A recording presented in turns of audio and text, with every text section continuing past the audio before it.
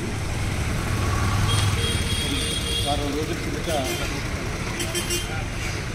వారం రోజుల కిందట జరిగినటువంటి ఒక అమానుషమైనటువంటి ఘటనకు వ్యతిరేకంగా భారతదేశ వ్యాప్తంగా మరియు ఇతర దేశాలలో కూడా వైద్య బృందము, వైద్య సిబ్బంది అంతా కూడా నిరసన తెలియజేయడం జరుగుతూ ఉంది.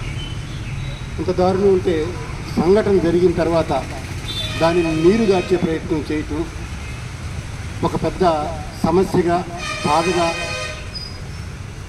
మా వైద్యులందరినీ తెలిసివేస్తూ ఉంది. ఒక సమయం చూసుకోకుండా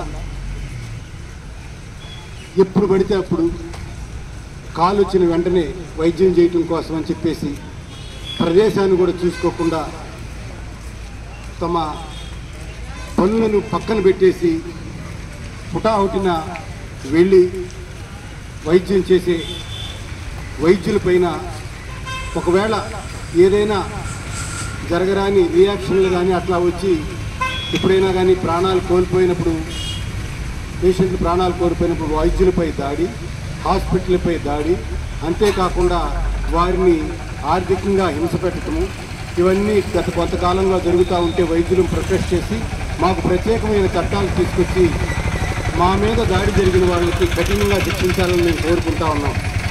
అందులో భాగంగా మాకు న్యాయం జరగకపోగా ఇప్పుడు మరి లైంగిక దాడి జరిగి అమానుషంగా ప్రాణాలు తీసివేసినా కూడా ప్రభుత్వాలు ప్రతిస్పందించకుండా ఆ కేసుల్ని నీరుగార్చే ప్రయత్నం చేస్తూ ఉన్నాయి. అందువలన మేమందరం బాధా హృదయాలతోటి కష్టంగా ఉన్నా కూడా ఈరోజు దేశవ్యాప్తంగా ఎమర్జెన్సీ సేవలు మినహా అన్ని సేవలని బంద్ చేసి మా నిరసనని ప్రజలందరికీ తెలియజేయాలని చెప్పేసి మా ఐఎంఏ ప్రెసిడెంట్, సెక్రటరీ ఆధ్వర్యంలో మేము ఈ ర్యాలీ చేస్తున్నాం.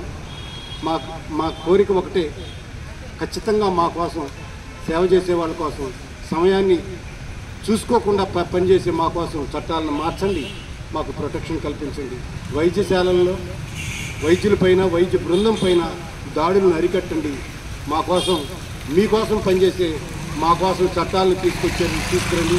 అలాగే చనిపోయినటువంటి వైద్యురాలకి సత్వర న్యాయం జరిగేటట్టు ప్రత్యేక కోర్టులు ఏర్పాటు చేసైనా సరే, మరి ఆ రోజు హైదరాబాద్లో జరిగిన సంఘటనకు వెంటనే వాళ్ళని తీసుకెళ్ళి కాల్ చేయటం జరిగింది, అంత సత్వర న్యాయం జరిగింది. కానీ ఈ సంఘటనలో కనీసం దోషుల్ని పట్టుకోవటం కూడా జరగకపోవటం వల్ల మాకు బాధగా ఉంది.